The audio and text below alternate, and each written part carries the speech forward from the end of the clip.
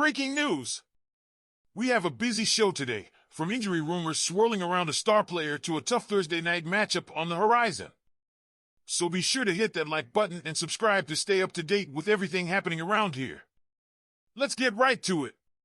First, we have to talk about the rumors swirling around linebacker Jeremiah Owusu-Koramoah. JOK hasn't been on the field since injuring his neck during a brutal confrontation with Derrick Henry in Week 8 against the Ravens. It's been weeks of uncertainty, and Browns fans, you've been desperate for any news on our star defensive tackle. Well, Mary Kay Cabot of Cleveland.com just dropped a bombshell report. According to her sources, there are serious doubts about whether JOK can continue his NFL career. It's a scary thought for anyone who's watched this guy fly around the field, making tackles and making plays like nobody's business.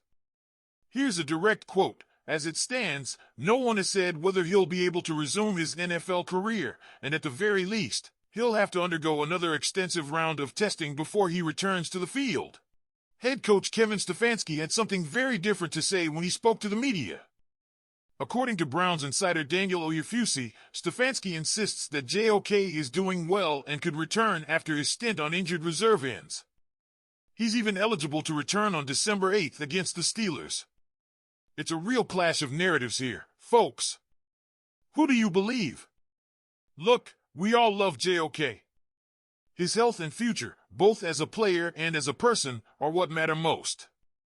But these wildly different reports raise a lot of questions. Is there more going on behind the scenes?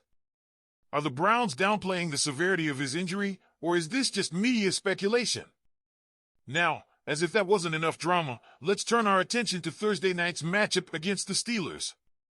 And here's the kicker, Russell Wilson is now leading Pittsburgh's offense. Yep, you heard that right.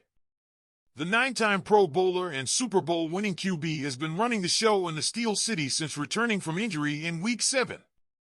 He's also put up some impressive numbers, 6 touchdowns, 2 interceptions, and nearly 1,000 passing yards in 4 games. He's not the same Russ he used to be, but he's still dangerous. Browns head coach Kevin Stefanski knows exactly what Wilson can do. After all, he's coached against him plenty of times over the years. He's a great player, Stefanski said. The style he plays hasn't changed much. He can win off schedule, he can win on schedule, he's a great deep thrower, and he's taking care of the ball. Sounds like a problem to me.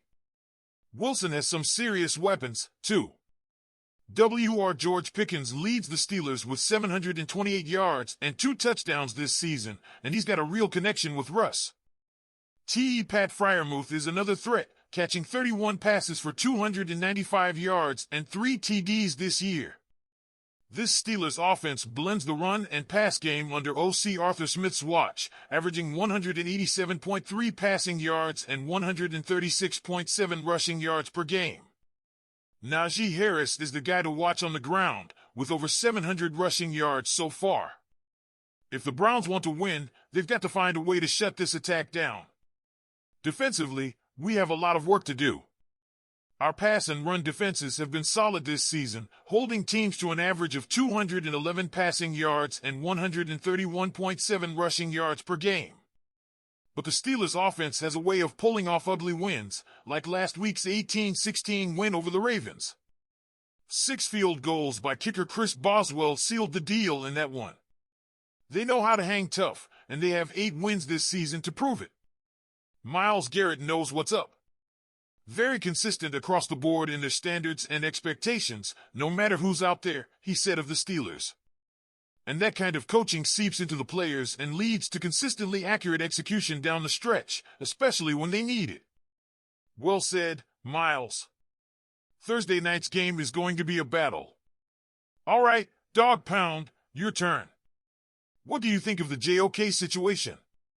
Should we believe the Browns' bullish outlook, or are you more inclined to trust the media reports?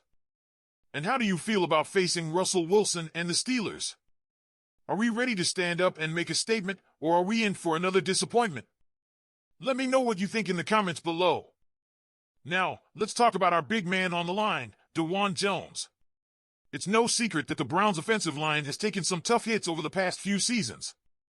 Last year, Jedrick Wills suffered a knee injury, and unfortunately, this year it's Dawg Jones' turn. The second-year tackle suffered a broken bone in his left leg during our game against the New Orleans Saints. A blow, no doubt, but what has analysts talking goes beyond the injury itself.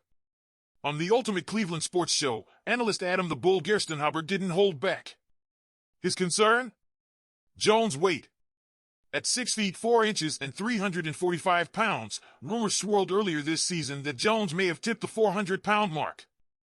Gerstenhaber believes that weight, combined with repeated injuries, could make Jones a long-term liability. He's probably going to gain a lot of weight dealing with this injury. I wouldn't be surprised, Gerstenhaber said. And he's been hurt 4-5 times in 2 years. There's no way the Browns are going into next season saying, "We've got our left tackle. We're all set." You can't do that. It's a harsh reality to face. He's earned the nickname Big Thanos for a reason, using his size and power to protect our quarterbacks and tear up defensive lines. But with just 21 career games played, 17 of them as a starter, availability is becoming a major concern. The Browns can't afford to take any chances with a fragile offensive line. What do you think, Dawg Pound? Should the Browns explore other options at left tackle next season, or do you have faith that Jones can stay healthy and make an impact? Now, moving to a more somber topic. Former Butkus Award winner and one of our own defensive stars, Jeremiah Owusu-Koramoah, might be facing a career-ending situation. During our game against the Ravens on October 17th, JOK, as we fondly call him, made a high-speed tackle on Derrick Henry, a collision that looked routine at first but ended in disaster. His neck made contact awkwardly, and he was stretchered off the field. The sight shook all of us. The news trickling out of Cleveland now makes it even harder to digest. It may take a miracle for JOK to return to the field. This news stings, Browns fans. Since joining us, Owusu-Koramoah has been a relentless force, flying to the ball and making huge hits. His aggression and speed defined our linebacker core and made him a fan favorite. But neck injuries are no joke. Even the slightest hint that it could risk his long-term health and well-being would make anyone reconsider their career. As much as we want to see him back in the orange and brown, nothing comes before his safety and future. For many of you who followed JOK since his Notre Dame days, you know he's more than just a player. He's been a model athlete, a leader on and off the field, and a proud representative of everything we love about football.